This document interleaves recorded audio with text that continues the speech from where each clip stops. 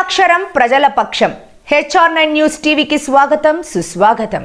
హిందూపురంలో గత పాత మార్కెట్ కూల్చేసినప్పుడు అప్పటి అధికారుల హామీ మేరకు హోల్సేల్ పూల వ్యాపారులు దాదాపు 50 మంది పరోక్షంగా పూల వ్యాపారం పైన ఆధారపడిన మరో 100 మంది తాత్కాలికంగా పశుసంవర్ధక శాఖ ఆవరణలో వ్యాపారాలు చేస్తుండగా కొత్త మార్కెట్ నిర్మించిన తర్వాత వారిని ఉన్న ఫలంగా కొత్త మార్కెట్లోకి రావాలని పశుసంవర్ధక శాఖకు మున్సిపల్ కమిషనర్ లేఖలు రాసి బలవంతంగా కొత్త మార్కెట్లోకి రప్పించడం జరిగింది.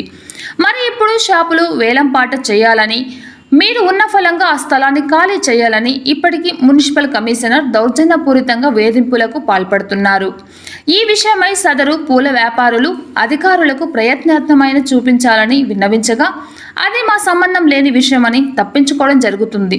సదరు విషయంలో మున్సిపల్ అధికారులు స్పందించి వారికి వ్యాపారాలకు ఇబ్బంది కలగకుండా వారికి కొత్త మార్కెట్ నుండి తగిన స్థలాన్ని కేటాయించాలని రాజకీయ పార్టీల ఐక్య వేదిక ఆధ్వర్యంలో నిరసన తెలపడం జరిగింది.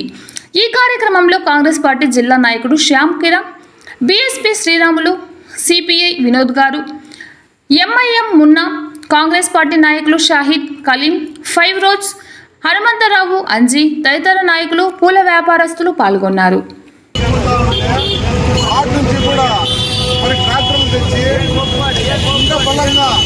మీరు ఖాళీ చేయాలని అక్కడ కూడా వాళ్ళకి విపరీతమైన ఒత్తిడి తెచ్చినారు.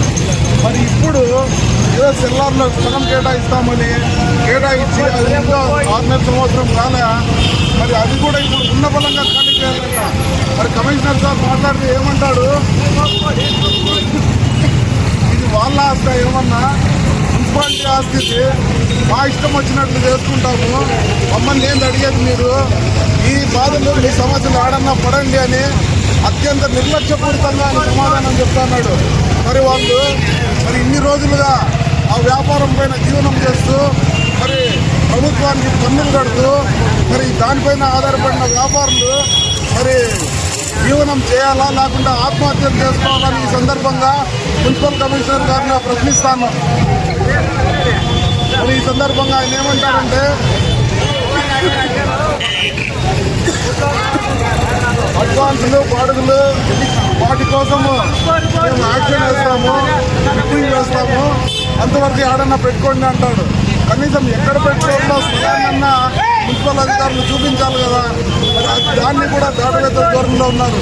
దీన్ని బట్టి అర్థమవుతుంది ఏమంటే, ఇక్కడ పూల వ్యాపారుల మంచి కన్నా మున్సిపాలిటీ మంచి కన్నా మరి అధికారుల కులాభిపేక్ష ఉందో మరి కౌన్సిల్ కులాభిపేక్ష ఉందో అర్థం కావడం లేదు.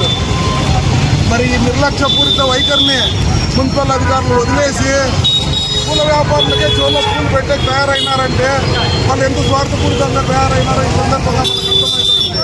మరి ఇటువంటి నిర్లక్ష్యపూరిత వైఖరిని వెంటనే వదిలిపెట్టి పూల వ్యాపారులకు శాశ్వతమైన స్థలాన్ని చూపించి వ్యాపారాలకు ఆటంకం కలగకుండా చూడవలసిందిగా ఈ సందర్భంగా కాంగ్రెస్ పార్టీ